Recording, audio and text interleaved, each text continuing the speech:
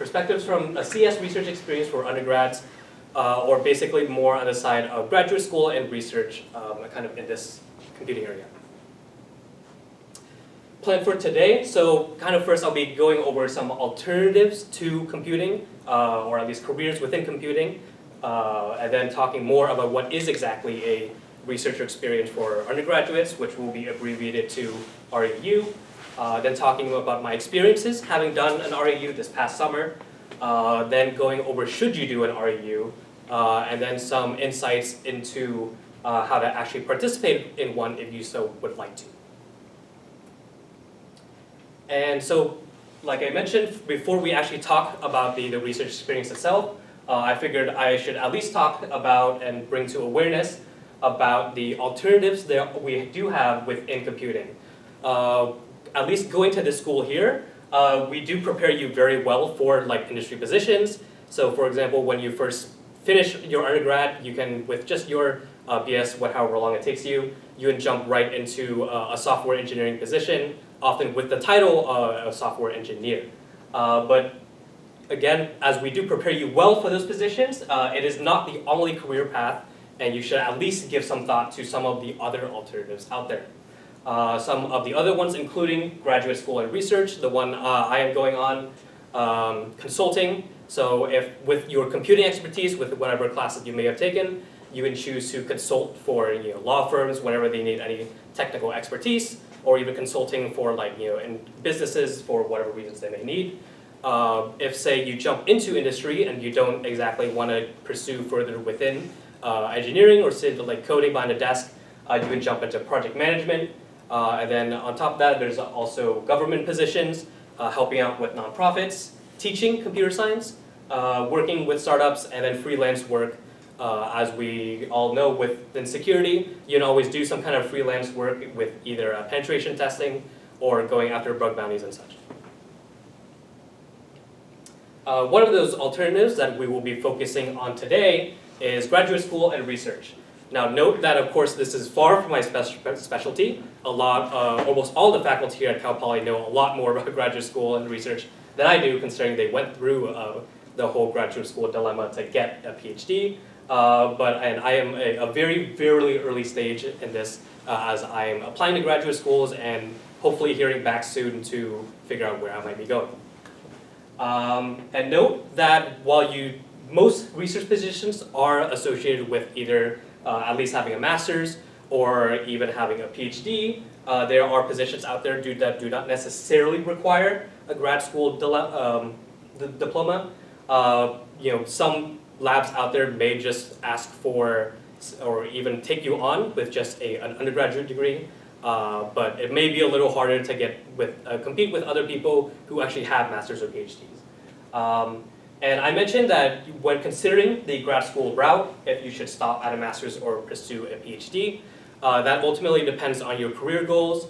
A master's is more well suited if you say for example, with our Cal Poly CSSE blended program here, if you apply for it and then get in, then you can just get your master's in just one additional year, and then stop at that and get into industry. If you have ever any intents on pursuing, say, like a faculty position at a university, or simply want to teach more, say as a professor, then you would want to pursue a PhD, considering a lot of those requirements out there do have an actual hard requirement, and having the networking and such experience to work as a tenured professor. And like I mentioned, should you exactly pursue grad school, some of the things you should be considering in mind is that it is a much different environment in comparison to undergraduates. Throughout the first few years, you still are taking classes at a master's level, but the bulk of it will be within the areas of research. For masters, most masters, you do need to complete research to finish your thesis. And as for a PhD, there are a lot of research requirements of having a certain amount of papers published before you finish, or going through your whole dissertation and such. And some of the main questions you should be asking yourself as to whether or not you should be pursuing even just a master's or going after a PhD is, what is your end goal? Is it just to be in industry, to go after a certain engineering position? How independent are you? If you are more of the type to simply just want tasks to be assigned for you or work on an existing project, then grad school is most likely not for you, since especially going down the route of a PhD, it is a tough route filled of trying to discover your own and go after your research questions, and a lot of it can be like pretty stressful with you are kind of trying to become a specialty in like a very niche or specific area within a given field within computing. So that can be a little isolating, and as well as you are still just trying to push the very limits of knowledge in that particular direction. What are your motivations? That can be, if you are going after wanting to be a tenured professor, then you must get a PhD. If it's not that, then you should consider. And then what will the degree itself enable for you? Like I just mentioned, with like getting past actual say HR or job application screenings, where if you can list that you have a master's or PhDs on your degree, then it'll be easier for you to get in the door, at least for those initial positions. The purpose of this talk exactly is to encourage you to at least explore kind of the following here. In the spirit of this club, security research as a profession, so that would be going down either like a research industry position or going after like a grad school to do more research in security or even computing in general, or even teaching, and of course in the spirit of security education, having like that master's or PhD degree, if you so choose grad school, would enable you to work in higher level positions of teaching where you can say, talk more about even computer science at a basic level, teaching people security at say like even community college, university, and such. And so now diving more into the routes of grad school, if you so choose this, a quick look at the application process for those of you who are considered or hopefully considering it early. You should plan to apply in the fall quarter of your senior year, which is what I just completed last fall. And you should start thinking about how you want to stand yourself out from the hundreds and thousands of other applicants who will be competing for a PhD student slot at, say, whatever university you so choose, or even with a specific advisor or research team you want to kind of be a student under. You should plan to strengthen your profile by getting actual research experience. I just want to highlight that big part is that going into grad school application season, a lot of kind of potential faculty and schools will be looking that you hopefully do have some research experience. It would definitely get you past a lot of the initial screening stages, and as well as getting you even at least an interview with a faculty member, since they will be wanting to know what is your actual experience with research, what are your research interests, and even as well as your motivations as to why you want to do grad school and research in general. Outside of actual research experience, and kind of to qualify the fact that as a Cal Poly student, it can be difficult to get actual research experience, especially if you are kind of in your first few years of trying to network with faculty and professors here, or even trying to get opportunities outside of our campus. You can try to get involvement outside of courses and academics and curricula. So for example, getting involved with CPSEC. But in addition, there's always other, of course, extracurricular programs out there. And then trying to network with professors to get started on rec letters. One big part of the application process as well is trying to get at least 3 to 4 strong recommendation letters. And what they don't want is a recommendation from your professor that you got an A with saying that this student did well in my class. While those can be helpful, if you only have all those all professors in your rec letters that just say you did well in your class without them explaining if you did have any other extracurricular or research experiences, those are fatal to your application and your profile. Because they don't really care, while they do factor in your academics and your GPA, and at least your ability to succeed in say like theoretical aspects, they are looking for you to see in you if they take you on as a PhD student or even just a master's student, if you can complete the program and if you can complete out the research and especially your thesis or dissertation. And the biggest way to stand out is completing a research experience for undergraduates, of course, an REU. And what those are is that they are specific sites at specific universities, often dedicated, or one site is often dedicated to a particular topic. For example, Carnegie Mellon University has a few sites of their own since they have a good amount of funding, but one of their sites is specialized in software engineering. The one I did at USC is specialized in kind of the security and as well as internet and big data in general. The most common REUs that you will find out there are the one through the National Science Foundation, but do keep in mind as well is that they do not have to be NSF funded. There are plenty of opportunities out there to do research. For example, even at our own campus, we do have a summer research program where they do pay you a stipend, but it's not necessarily with the National Science Foundation.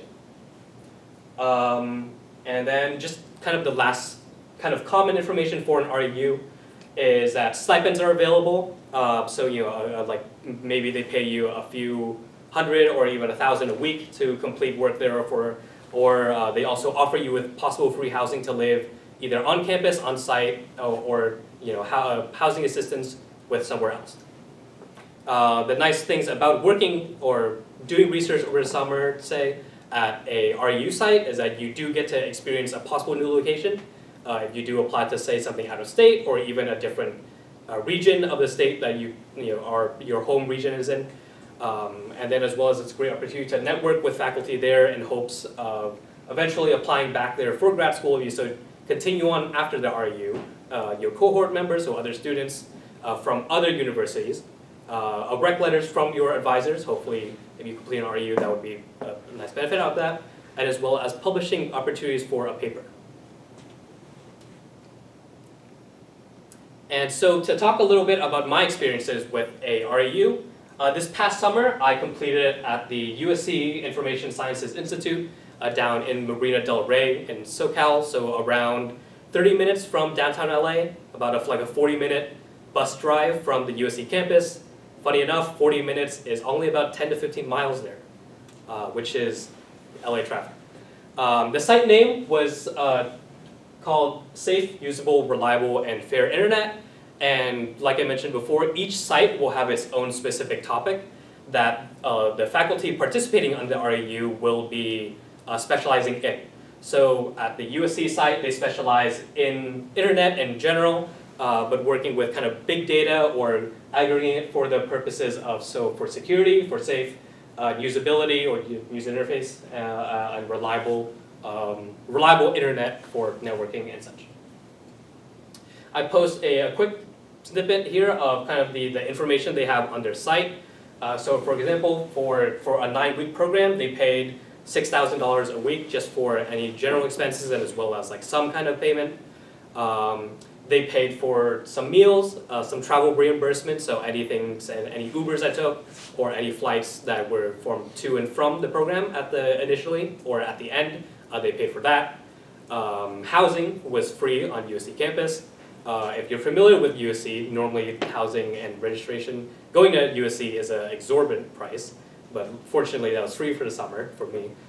And it was a free shuttle between the campus and as well as their research location, and then some other eligibility. Make sure to read that so you are aware of what you are kind of getting into with this research focus. So in terms of the research I did itself, I worked with Dr. Louis Garcia and Dr. Dave Downes doing research in the area of safety critical cyber-physical systems and industrial control systems. What that means is, more specifically, with the project I did, is that I modeled human operators, so the people who would be working on, say, an electrical test bed or a nuclear power plant, or with the example we had, the water treatment test bed. We modeled operators in the perspective of how, or at least the first thought we had was when trying to model out human operators in these scenarios, while a lot of previous research have assumed the human element to be rational or kind of not to make any decisions.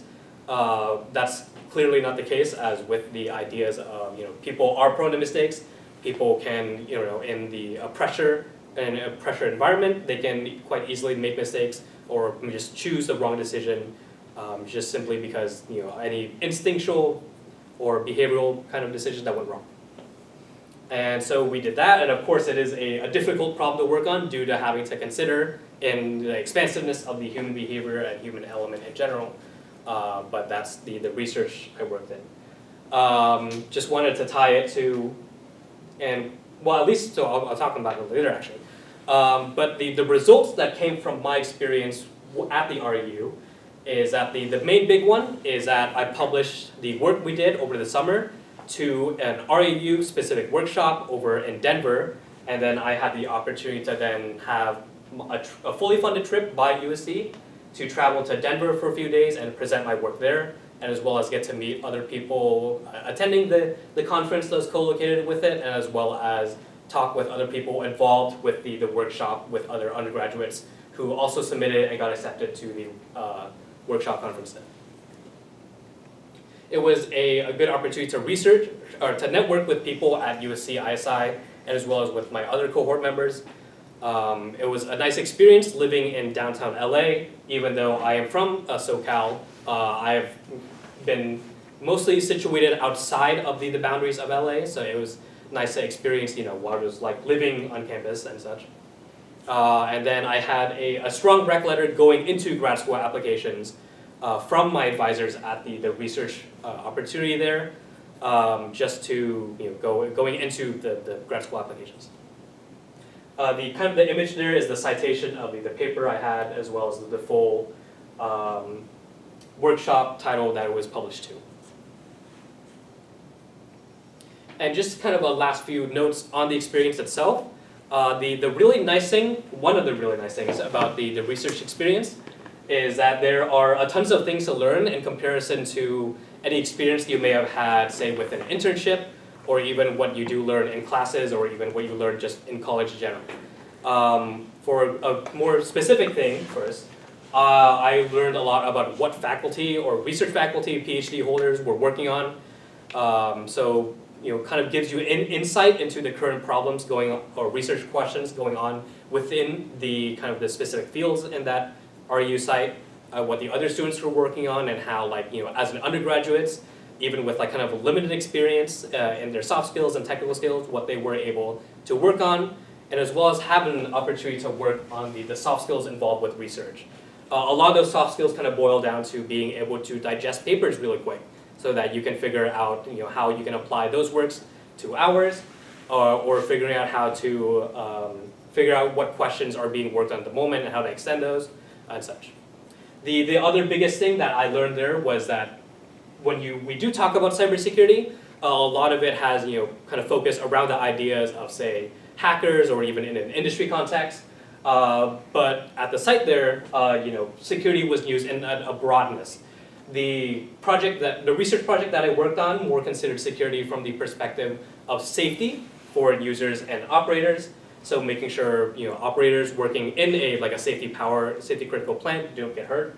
We talk a lot about external threats with hackers, but there's also a lot of internal threats, or even just internal mistakes that can happen that may lead to a breach or even a safety incident. And then the usuals, of course, of threat modeling, intrusion detection systems, incident response, and such. And kind of one negative I do have to note with the REU is that it can be pretty stressful at times. There is definitely a difficulty regarding research. Like I mentioned before, with kind of a contrast between industry and research, is that there are no clear-cut task assignments off, say, a sprint board that you can rely on. You are pushing knowledge in one specific field and direction, so sometimes it can be hard to figure out what you do have to work on to actually accomplish that, and as well as accomplish it in a way so that you can share your results with peers and have them be accepted and verified. I personally had a great advisor experience. They let me kind of pursue my own directions. They gave me a lot of good feedback on how to improve, and kind of showed me what it was like going into grad school before I actually would apply, so that I knew what I was getting into. But that's not always the case in the area of research. While some advisors or even kind of research faculty out there can be really, really good at research, but that doesn't necessarily make them good advisors for students, especially for advisors for undergraduates. I know some of my cohort members didn't exactly have the best experience. They still completed it, of course, but it could have been better in certain ways. whether with how communication, the kind of the project they were working on, whether or not it kind of aligned with their interests and motivations, and such. And regarding research, the road to publication can be filled with a lot of rejections, editing and reviewing, and then trying again all over again. For my experience, I did submit kind of a longer paper to the same workshop that I mentioned before. It was a 6-pager. Unfortunately, that was rejected, but they did allow for a 2-page poster paper acceptance instead. So while the full work itself and kind of the work I put into 4 extra pages was kind of lost at the time, it was nice at least that they did accept part of it as more of like a work in progress type thing. But again, the rejections can hurt, but it is something you do have to overcome at some point if you do pursue grad school research. And now to kind of go over a little bit of why or why not to participate in an RU experience or even our research as a whole. So like I mentioned before, going to some specific RU sites out there, it can be a new location if you've never been there or never traveled to there. Networking is a great opportunity for faculty and other cohort members, and it is a great preparation and insight into what graduate school will look like.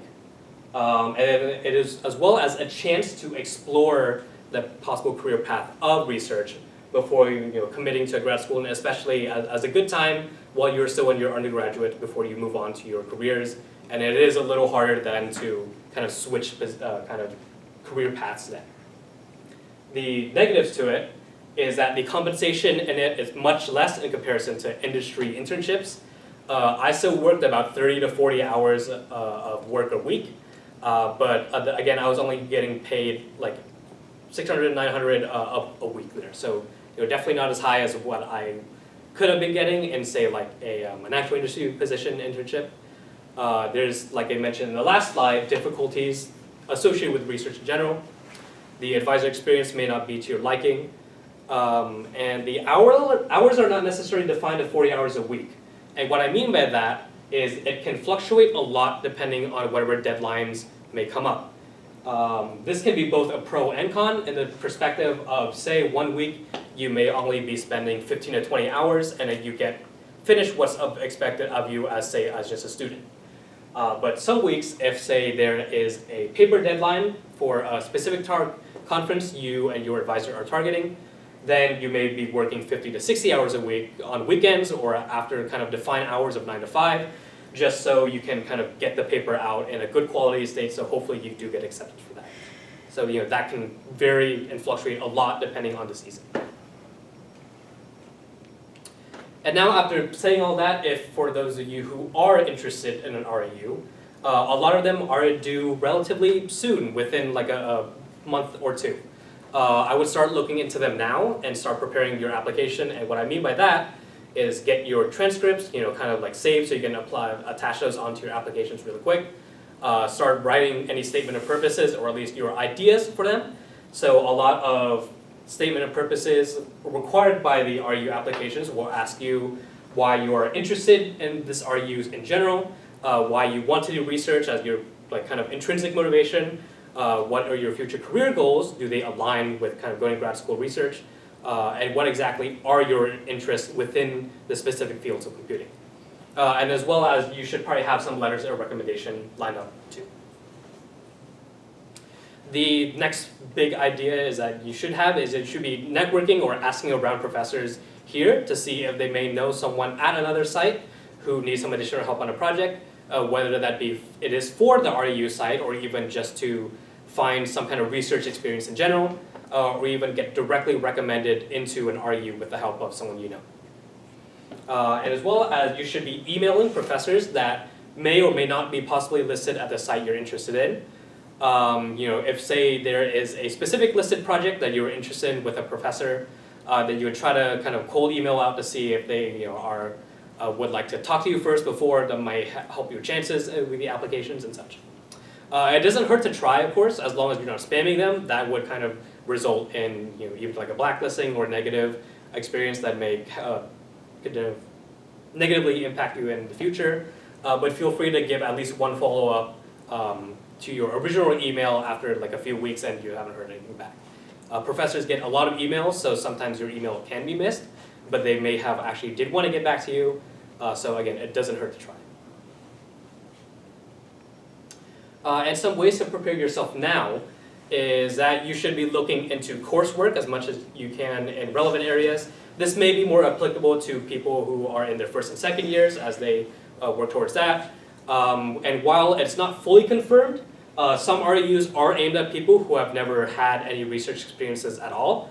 So having experience might hinder your chances at those places, as just kind of like a heads up there. But that does not that should not be hindering your opportunities, or at least your decision-making willingness to actually go find research experiences outside of these like summer sites or and such. You should be building connections with faculty for rec letters as much as you can. So say you are aware of a professor at Cal Poly who is working in a field that you are interested in, you should try to see if you can reach out to them, talk more about their research interests and learn more from them and such, and see even if you get involved with any of their projects in any ways that they do have. And then the last point here is to keep your GPA as high as possible. Grad schools and these faculty do use GPA as a kind of a quick numeric metric to filter people out. Sometimes that isn't necessarily the case, while sometimes it is like they do have say for example, a hard requirement of having at least a 3.0 GPA. Or you could try to make up for it with extracurricular involvement, or making sure if you do do anything, you make sure it is a relevant project as much as possible. And so I just want to quickly scroll through the RU sites here. So this site here, which I can send out if you so want, is just all the RU sites in the United States that are involved within computer and information science and engineering. The kind of CISC there is just one of the kind of the main directions or main kind of, in a sense, departments for the NSF. So as you can see here, there's about 99 different possible sites you can choose from. As well as here, you can see that there are keywords associated with each one. If you were just looking for a site with security involved, then you, of course, just do a quick Control F there. And you see it does return 14 matches even from this list of 30. I would encourage you, if you are interested in this, to explore their site on your own time. But you can see here is one already where in Boise State University there is a site dedicated to, from the title of it, blockchain technology and security and such.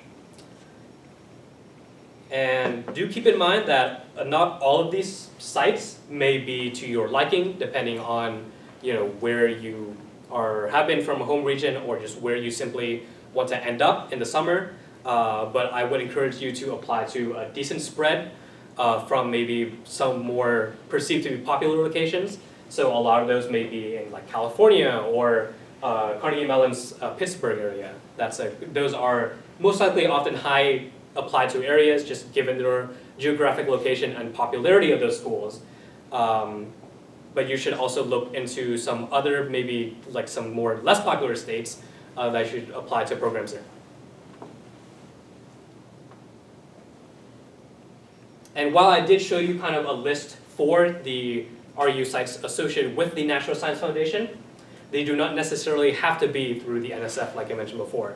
Just make sure that when you are looking into these opportunities, there is fair compensation involved for you, and your time will be worth it with the projects available. And so just one kind of last final recap for this talk. Just want to bring to awareness is that there are more than software engineering positions out there. We did cover a lot in the areas of grad school and research, but make sure to consider the other options as well if they are stuff you are interested in, just maybe haven't had the opportunity to explore. If you would like to keep grad school as an option going into your last year of undergrad, then make sure you do try to have as strong as a profile as you can for it, and then start preparing for it ASAP in kind of the ways we listed there. And as a way of preparing for grad school, consider applying to and completing an REU to strengthen your profile. If, say, for example, you complete an REU, but then after the end of it you realize that, oh, research is not for me and I no longer want to do grad school, then completely fine, then hopefully the experience at least was positive for you in that aspect, and you did get some kind of nice amount of compensation for it. And while I'm not entirely sure how industry recruiters perceive research experiences versus, say, having had an internship, but hopefully it would help regardless in the soft skills of, say, technical presentation, or at least having managing yourself in a sense. And so yeah, just before I kind of end the meeting as a whole, just want to let you be aware stay tuned for these talks. And next week we'll have Border Gateway Patrol, BGP Security with TN. In week 4 we'll have Intro to SSH with Jackson. And then week 5, I'm still kind of planning it out, but tentatively I think we're going to have it off for kind of like any middle quarter businesses or midterms and such. And just mention for other events, we will have officer elections towards the end of the quarter. I'll have a more kind of defined schedule for that next week, and as well as the CTFs, as mentioned from Tian and Isaac at the very start of today's meeting. So yeah, with that, that's the end of the talk. If there's any questions on REU, or if you just want to ask more about even my experiences with an REU or research in general, feel free to come ask. But yeah, all right. Well then, again, thank you guys for coming to the talk. Hope it helps out in some way. Otherwise, have a good night.